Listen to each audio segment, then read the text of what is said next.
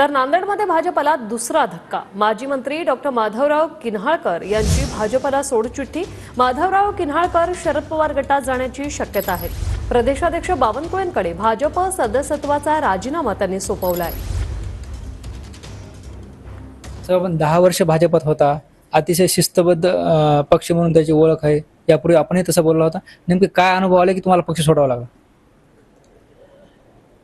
नाही, आता मी स्वतः वैयक्तिक माझ्या त्याचं आकलन केल्याच्या नंतर आणि त्याचा अभ्यास केल्याच्या नंतर, मनन चिंतन केल्याच्या नंतर मी तो पक्ष त्या ठिकाणी सोडलेला आहे, जो की भविष्याच्या दृष्टिकोनातून ते अत्यंत आवश्यक आणि योग्य आहे।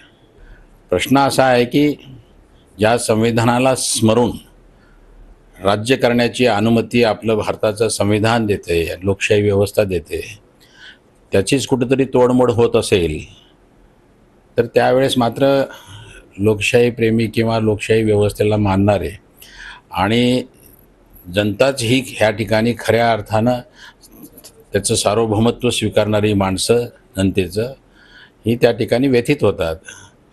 आणि गेल्या 5-10 वर्षाच्या कालखंडामध्ये आम्हाला असं वाटलं की ह्याच्यामध्ये सुधारणा होईल, पण ती सुधारणा होताना काही दिसत नव्हती। आणि म्हणून माझ्यासारखा माणूस त्या ठिकाणी कोणालाही दोष न देता त्या ठिकाणी बाजूला होऊ इच्छितो। Dnyaneshwar Londhe, T V 9 Marathi, Nanded.